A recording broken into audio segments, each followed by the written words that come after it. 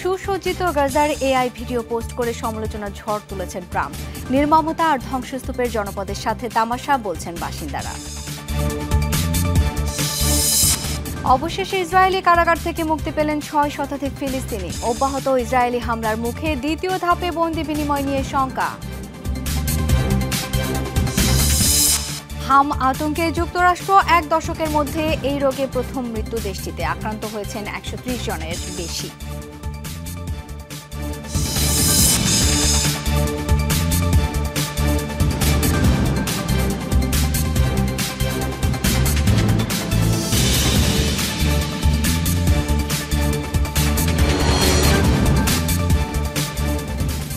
দর্শক আমন্ত্রণ যমুনা আইডাসকে। এতক্ষণ শিরোনাম দেখছিলেন, সাথে আছি শাওন দত্ত।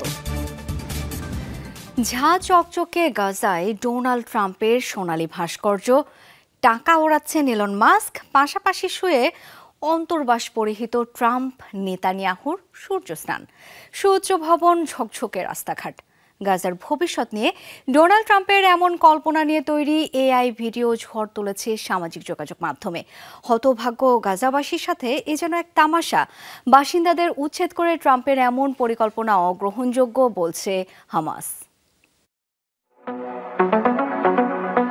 গাজার ধ্বংসস্তূপের মধ্যে হাঁটছে শিশু। হঠাৎ টানেল পেরিয়ে ঝাঁ চকচকে এক শহর। 2025-এর গাজা। এরপর কি? এই নগরী গাজাবাসীর স্বপ্ন নয়, মার্কিন প্রেসিডেন্ট ডোনাল্ড ট্রাম্প যেভাবে দেখতে চান তারই রূপকল্প।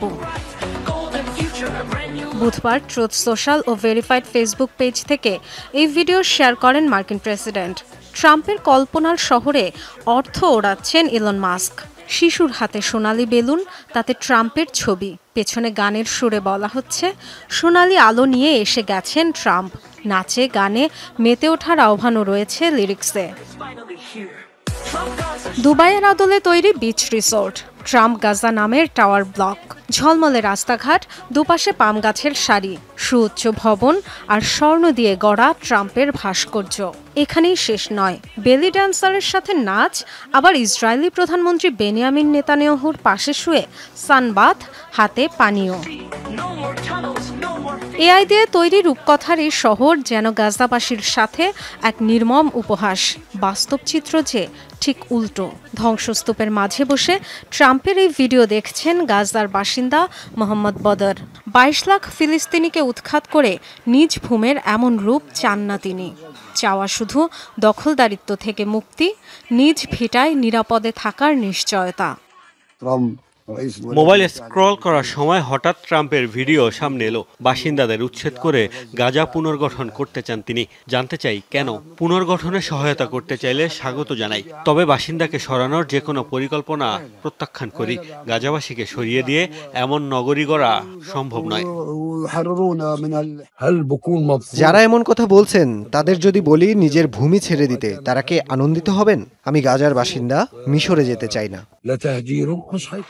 ট্রাম্পের এমন ভিডিও নিয়ে তোলপাড় চলছে সামাজিক যোগাযোগ মাধ্যমেও। এটিকে অসভ্যতা ও ন্যাক্কারজনক আখ্যা দিয়েছেন কেউ কেউ। সোশ্যাল মিডিয়ায় পোস্ট করা ভিডিও দেখে বলতে চাই, গাজার সংস্কার আমিও চাই। এখানকার ধ্বংসস্তূপ থেকে সুন্দর উপত্যকায় রূপান্তর চাই, তবে গাজা তার মানুষদের নিয়েই সুন্দর। ট্রাম্পের ভিডিওর কড়া সমালোচনা করেছে হামাস। দাবি, ফিলিস্তিনিদের স্বার্থ কিংবা সংস্কৃতি দুটির কোনোটির সাথে সামঞ্জস্যপূর্ণ নয় মার্কিন প্রেসিডেন্টের পরিকল্পনা। Dorothy Tasrin, Jamuna news. 6 শতাধিক ফিলিস্তিনিকে মুক্তির মধ্য দিয়ে শেষ হল হামাস ইসরায়েল যুদ্ধবিরতির প্রথম ধাপের চূড়ান্ত বন্দি বিনিময়। আগামী সপ্তাহেই শেষ হবে চুক্তির এই ধাপ। তবে দ্বিতীয় ধাপ নিয়ে নেতানিয়াহু প্রশাসনের গড়িমসিতে প্রশ্ন উঠছে, এরপর কি হবে? আবারও কি গাজায় তাণ্ডব শুরু করবে ইসরায়েলি বাহিনী? সেই শঙ্কার উপরই জোর দিচ্ছেন বিশ্লেষকরা। ইসরায়েলি কারাগার থেকে ছাড়া পেয়ে জন্মভূমিতে পা রেখেই নামাজে দাঁড়িয়ে যাচ্ছেন ফিলিস্তিনি বন্দীরা। অনেক নাটকীয়তা শঙ্কার পর বৃহস্পতিবার মুক্তি পেলেন তারা। এর আগে ইসরায়েলি 4 জিম্মির মরদেহ ফেরত দেয় হামাস। এরই মধ্য দিয়ে যুদ্ধবিরতি চুক্তির শর্ত অনুযায়ী প্রথম ধাপের জিম্মি ও বন্দি বিনিময় শেষ হলো। কথা ছিল চুক্তি কার্যকরের ১৬ দিনের মাথায় আলোচনা শুরু হবে দ্বিতীয় ধাপ নিয়ে। তবে নানা অজুহাতে গড়িমসি করে যাচ্ছেন ইসরায়েলি প্রধানমন্ত্রী। এমন পরিস্থিতিতে প্রশ্ন উঠছে, ফিলিস্তিনির দ্বিতীয় ধাপ কার্যকর আদৌ কি সম্ভব হবে, নাকি আবার আগ্রাসন শুরু হবে গাজায়? পরবর্তী ধাপে সমঝোতায় পৌঁছানো আরও জটিল হবে বলছেন বিশ্লেষকরা। আমার ধারণা যুদ্ধবিরতির দ্বিতীয় ধাপ নিয়ে চুক্তি সম্ভব না হলে প্রথম ধাপই আরও দীর্ঘ হবে। চুক্তির কাঠামোতে উল্লেখ ছিল এটি, তবে নেতানিয়াহু যুদ্ধ চালিয়ে যেতে চান। মূল কারণ তার ব্যক্তিগত রাজনৈতিক স্বার্থ। যুদ্ধবিরতি ইস্যুতে যে নেতানিয়াহুর সিদ্ধান্তকেই পূর্ণ সমর্থন দেবেন ট্রাম্প তা বেশ খোলামেলাভাবেই জানালেন মন্ত্রিসভার বৈঠকে। বেশিরভাগ জিম্মিদের ফেরত পেয়েছি আমরা, কিন্তু তাদের সাথে যা হয়েছে তা খুবই দুঃখজনক। এরপর কি হবে তা শুধু ইসরায়েলই বলতে পারবে। নেতানিয়াহু নেবেন সেই সিদ্ধান্ত। ইসরায়েলি মিত্রদের এমন দ্বৈত আচরণ পরিহারের আহ্বান জানিয়েছে ফিলিস্তিনি স্বাধীনতাকামী সংগঠন হামাস। যুদ্ধবিরতির দ্বিতীয় ধাপের জন্য তারা প্রস্তুত বলেও জানিয়েছে। হুঁশিয়ারি দিয়েছে, অঙ্গীকার অনুযায়ী দ্বিতীয় ধাপের যুদ্ধবিরতি কার্যকর হলেই কেবল মুক্তি দেওয়া হবে বাকি জিম্মিদের। ইফাতারা খন্দকার, যমুনা নিউজ। সীমান্ত সুরক্ষায় একসাথে কাজ করবে জর্ডান ও সিরিয়া। বুধবার আম্মানে জর্ডানের বাদশাহ আবদুল্লাহর সাথে সিরিয়ার প্রেসিডেন্ট আহমেদ আল শারার বৈঠকে এই সিদ্ধান্ত হয়। দুই দেশ এক হয়ে মোকাবেলা করবে মাদক ও অস্ত্রের সীমান্ত অতিক্রম, সীমান্ত নিরাপত্তা নিশ্চিত এবং অস্ত্র ও মাদক চোরাচালান রোধে দুদেশের সমন্বয় অত্যন্ত গুরুত্বপূর্ণ বলে একমত হয়েছেন দুই নেতা। মাদক ও অস্ত্রের চোরাচালানের জন্য ইরান সমর্থিত সশস্ত্র গোষ্ঠীগুলোকে দায়ী করেন জর্ডানের বাদশাহ। অভিযোগ, সিরিয়ার ক্ষমতাচ্যুত প্রেসিডেন্ট বাশার আল আসাদ আশকারা দিয়েছেন এবার তাদের লাগাম টানবেন বলে প্রতিশ্রুতি দিয়েছেন দেশটির অন্তর্বর্তীকালীন প্রেসিডেন্ট আল সারা। এ সময় উঠে আসে সিরিয়ায় ইসরায়েলি হামলার কথা। মঙ্গলবার দামেস্কে ইসরায়েলে চালানো হামলা তীব্র নিন্দা জানান জর্ডানের বাদশাহ।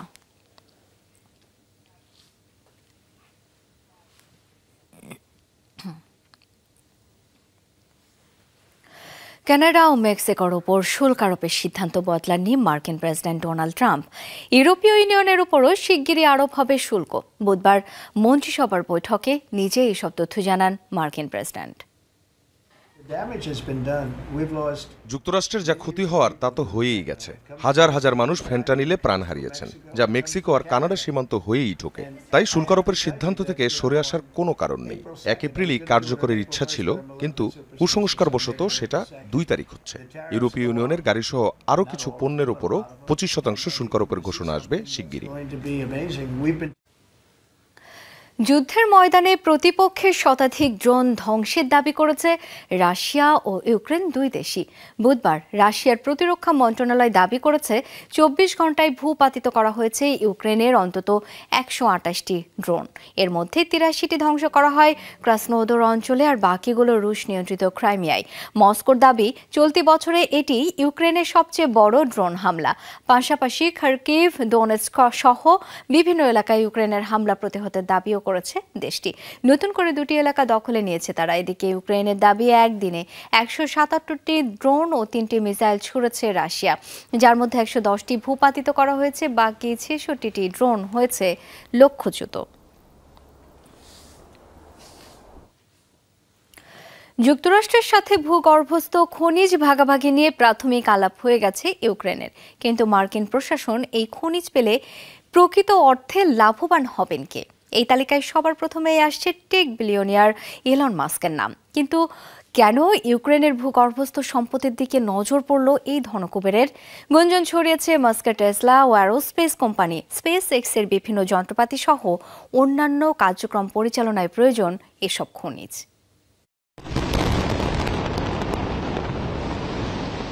টানা 3 বছর রাশিয়ার বিরুদ্ধে যুদ্ধে ইউক্রেনকে ঢালাও সমর্থন দিয়েছে যুক্তরাষ্ট্র। ক্ষমতায় এসে এবার তারই প্রতিদান চাইছেন ডোনাল্ড ট্রাম্প। ভাগ চাইছেন ইউক্রেনের খনিজ সম্পদের বড় একটি অংশের। এতে সম্মতিও দিয়েছে ইউক্রেনের প্রেসিডেন্ট জেলেনস্কি। কিন্তু কেন ইউক্রেনের খনিজ সম্পদ চাইছে ওয়াশিংটন? অনেকেই বলছেন, খনিজ ভাগাভাগির চুক্তি হলে লাভবান হবেন টেক বিলিয়নিয়ার ইলন মাস্ক। বর্তমানে ট্রাম্পের বিভিন্ন সিদ্ধান্তের পেছনে রয়েছে যার বিস্তর প্রভাব। কিয়েভের হিসাব অনুযায়ী বিশ্বের গুরুত্বপূর্ণ কাঁচামালের ৫% রয়েছে ইউক্রেনে। দেশটির খনিজ সম্পদের তালিকায় রয়েছে গ্রাফাইট, লিথিয়াম, ম্যাঙ্গানিজ, সিজিয়াম ও ট্যান্টালামের মতো বিরল আকরিক সম্পদ, যার মাঝে সবচেয়ে গুরুত্বপূর্ণ ধরা হচ্ছে গ্রাফাইটকে। ভান্ডারে থাকা ১,৯০,০০,০০০ টন গ্রাফাইটের মজুদ খনিজ সরবরাহে ইউক্রেনকে পরিণত করেছে বিশ্বের ৫ শীর্ষ দেশের একটিতে। ইউরোপের মোট লিথিয়াম ভান্ডারের ১/৩ আছে কিয়েভের ভূগর্ভে। ইলন মাস্কের টেসলা কোম্পানির বৈদ্যুতিক গাড়ির ব্যাটারি তৈরির অন্যতম উপাদান এই গ্রাফাইট। গাড়িগুলোতে বিদ্যুৎ সরবরাহের জন্য ব্যবহৃত হয় লিথিয়াম আয়ন ব্যাটারি, যা তৈরি হয় গ্রাফাইট দিয়ে। তাছাড়া মাস্কের অ্যারোস্পেস কোম্পানি স্পেস এক্সের বিভিন্ন যন্ত্রপাতি তৈরিতেও দরকার বিভিন্ন আকরিক। দ্বিতীয় মেয়াদে ডোনাল্ড ট্রাম্পকে মসনদে বসাতে রীতিমতো যুদ্ধ করেছেন ইলন মাস্ক। নির্বাচনী প্রচারণায় ট্রাম্প শিবিরের পেছনে খরচ করেছেন মিলিয়ন মিলিয়ন ডলার। কথিত আছে, টেসলা ও স্পেস এক্সের স্বত্বাধিকারী ইলন মাস্কের এমন মরিয়া হওয়ার কারণ ছিল মাল্টি-বিলিয়ন ডলারের বেশ কয়েকটি সরকারি প্রজেক্ট বাগিয়ে নেয়া। তাজরিয়ান সোবহান, যমুনা নিউজ। চাঁদে পানির অস্তিত্বের খোঁজে স্যাটেলাইট পাঠালো নাসা। ইলন মাস্কের প্রতিষ্ঠান স্পেস এক্সের ফ্যালকন 9 রকেটে মহাকাশে পাঠানো হয় কৃত্রিম উপগ্রহটি। বুধবার যুক্তরাষ্ট্রের ফ্লোরিডার কেপ কেনেডি সেন্টার থেকে উৎক্ষেপণ করা হয় এটি। লুনার ট্রেল ব্লেজার স্পেসশিপ বহন করে স্যাটেলাইটটি, যেটি দৈর্ঘ্য 3.5 মিটার, ওজন 200 কেজি। চাঁদের পৃষ্ঠ থেকে 100 কিলোমিটার উচ্চতায় অবস্থান করবে স্যাটেলাইটটি। হাই রেজুলেশনের ছবি তুলে পানি পাওয়ার সম্ভাব্য জায়গাগুলো চিহ্নিত করবে এই কৃত্রিম উপগ্রহ। এর আগে চাঁদের সূর্যালোকিত অংশে সামান্য কিছু পানি পাওয়া যায়, তবে ঠান্ডা ও অন্ধকারাচ্ছন্ন অংশে এবারই চলছে অনুসন্ধান। বিশেষজ্ঞরা বলছেন, বরফ আকারে বিপুল পরিমাণ পানি মেলার সম্ভাবনা রয়েছে ওই অংশে। হাম আতঙ্কে যুক্তরাষ্ট্র। সংক্রামক এই রোগে 1 দশকের মধ্যে প্রথম মৃত্যু দেখল দেশটি। বুধবার মার্কিন স্বাস্থ্যমন্ত্রী রবার্ট এফ কেনেডি জুনিয়র জানান, হামে আক্রান্ত হয়ে কমপক্ষে 2 জনের প্রাণ গেছে। টেক্সাস থেকে রোগটি ছড়িয়ে পড়েছে নিউ মেক্সিকোয়। আক্রান্ত হয়েছে 130 জনের বেশি। আক্রান্তদের মধ্যে 20 জন হাসপাতালে চিকিৎসাধীন। টিকা না নেয়ার প্রবণতার কারণেই এই পরিস্থিতি, জানিয়েছে স্বাস্থ্য বিভাগ। হঠাৎ হামের প্রকোপ যুক্তরাষ্ট্রে। টেক্সাস অঙ্গরাজ্যের অন্তত 10টি কাউন্টিতে ছড়িয়েছে তীব্র সংক্রামক এই রোগ। টেক্সাস থেকে ছড়িয়ে পড়া রোগটি এখন আতঙ্ক ছড়াচ্ছে নিউ মেক্সিকোতেও। 2 অঙ্গরাজ্যে 130 জনের বেশি মানুষ আক্রান্ত হয়েছে হামে। হামে আক্রান্ত ব্যক্তিদের উচ্চ জ্বর, চোখ লাল, নাক বন্ধ, কাশির মতো উপসর্গ দেখা যায়। পাশাপাশি মুখমণ্ডল থেকে ফুসকুড়ি ছড়িয়ে পড়ে পুরো শরীরে। শ্বাস প্রশ্বাসের মাধ্যমে ছড়ানো রোগটিতে বেশি আক্রান্ত হয় শিশুরা। টেক্সাসের স্বাস্থ্য কর্তৃপক্ষ একজনের মৃত্যুর তথ্য দিলেও মার্কিন স্বাস্থ্যমন্ত্রী জানিয়েছেন, এখন পর্যন্ত 2 জন মারা গেছে, যদিও বিস্তারিত আর কোনো তথ্য দেননি তিনি। কেনেডি জুনিয়রের দাবি, হামের এই প্রাদুর্ভাব যুক্তরাষ্ট্রে নতুন নয়। আমরা প্রতিদিনই হাম পরিস্থিতি পর্যবেক্ষণ করছি। 2 জনের মৃত্যু হয়েছে, 20 জনের মতো রোগী হাসপাতালে ভর্তি, যাদের মূলত কোয়ারেন্টাইনে রাখা হয়েছে। তবে এটি অস্বাভাবিক কোনো ঘটনা নয়। প্রতি বছরই আমাদের দেশে হাম রোগী দেখা যায়। 2015 সালে হামে সবশেষ মৃত্যু দেখেছিল যুক্তরাষ্ট্র। অবশ্য 2000 সালেই হাম নির্মূলের ঘোষণা দিয়েছিল দেশটি। নির্মূল হয়ে যাওয়ার এত বছর পর এখন কেন আতঙ্ক ছড়াচ্ছে হাম? স্বাস্থ্য বিশেষজ্ঞরা বলছেন, মার্কিনীদের মধ্যে সন্তানকে টিকাদানে অনীহা ক্রমেই বাড়ছে। এ কারণেই বেড়েছে প্রাদুর্ভাব। টেক্সাসের স্বাস্থ্য কর্তৃপক্ষের সতর্কবার্তা, নিয়ন্ত্রণে আনা না হলে হামের এই প্রাদুর্ভাব ভয়াবহ রূপ নিতে পারে। মূলত নবজাতক থেকে শুরু করে স্কুল বয়সী শিশুরা হামে আক্রান্ত হচ্ছে, কিছু কিশোরও আক্রান্ত হয়েছে। হাম প্রাণঘাতী ভাইরাস, কাজেই এটি ভয়াবহ রূপ নিতে পারে। সম্প্রতি যুক্তরাষ্ট্রে ঘন ঘন হামের প্রাদুর্ভাব দেখা দিচ্ছে। এর বড় কারণ টিকা দিতে অনাগ্রহ। মার্কিন স্বাস্থ্য বিভাগ বলছে, আক্রান্তদের মধ্যে 5 জন ছাড়া বাদবাকি কেউই হামের টিকা নেয়নি। অথচ 2 ডোজ ভ্যাকসিনেই এই রোগ প্রতিহতের সম্ভাবনা 99%। মোস্তফা মাহমুদ, যমুনা নিউজ। রহস্যময় রোগ আতঙ্ক ছড়াচ্ছে আফ্রিকার দেশ কঙ্গোতে। মঙ্গলবার বিশ্ব স্বাস্থ্য সংস্থা জানায়, ইকুয়াতর প্রদেশের 2টি গ্রামে অজানা এই রোগে মৃত্যু হয়েছে কমপক্ষে 53 জনের। এখন পর্যন্ত সংক্রমিত 419 জন।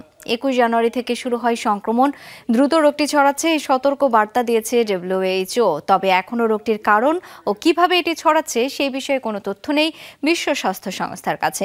সংস্থাটির আফ্রিকা অফিস জানায়, প্রথমে একটি শিশু শরীরে শনাক্ত হয় রোগটি। দাবি, বাদুড় খাওয়ার 48 ঘন্টার মধ্যে শিশুটির মৃত্যু হয়। আক্রান্তদের ইবোলা ও মার্বার্গ ভাইরাসের পরীক্ষা করা হলেও শনাক্ত হয়নি এসব রোগ। ভারতে একসাথে 7 পাকে বাধা পড়লেন 250 নারী পুরুষ। বুধবার দেশটির মধ্যপ্রদেশ রাজ্যের বাগেশ্বর ধামে আয়োজন করা হয় এই গণবিয়ে। বিয়েতে উপস্থিত ছিলেন ভারতের রাষ্ট্রপতি দ্রৌপদী মুর্মু। ভারতে গণবিয়ে বিচ্ছিন্ন কোনো ঘটনা নয়, সেখানে বিয়ে মানেই প্রচুর খরচা। প্রথাগতভাবে বরপক্ষকে যৌতুক দেওয়ার প্রচলন রয়েছে সেখানে। অর্থনৈতিকভাবে পিছিয়ে থাকা জাতিগোষ্ঠীর জন্য যা বেশ কঠিন। খরচ বাঁচাতে তাই পরিবারগুলো একসাথে ছেলে মেয়েদের বিয়ের আয়োজন করে থাকে। বিয়ের স্থান হিসেবে বেছে নেওয়া হয় হিন্দু ধর্মের বিভিন্ন পবিত্র স্থান। বিশ্বাস, এতে সুখের হবে নবদম্পতিদের জীবন। বসনিয়াতে শিশু পাচার ও নির্যাতনের অভিযোগে 3 ব্যক্তিকে আটক করেছে পুলিশ। বুধবার দেশটির উত্তরাঞ্চলের একটি শহর থেকে আটক করা হয় তাদের। মঙ্গলবার শহরটির একটি বাড়ি থেকে বেশ কিছু শিশুকে উদ্ধার করা হয়েছে বলে সরকারি এক বিজ্ঞপ্তিতে জানানো হয়। তবে ঘটনাটি স্পর্শকাতর হওয়ায় পুলিশের তরফ থেকে শিশুদের সঠিক সংখ্যা প্রকাশ করা হয়নি। স্থানীয় গণমাধ্যম বলছে, নবজাতক শিশু সহ 31 জন নাবালককে উদ্ধার করেছে পুলিশ। একই বাড়ি থেকে পাওয়া গেছে এক ইতালিয়ান নারীকে। শিশুদের কাছ থেকে পাওয়া গেছে ক্রোয়েশিয়ার পাসপোর্ট। উদ্ধারকৃত ওই শিশুদের নিরাপদ আশ্রয়ে রাখা হয়েছে। বিষয়টি নিয়ে তদন্ত শুরু করেছে দেশটির পুলিশ।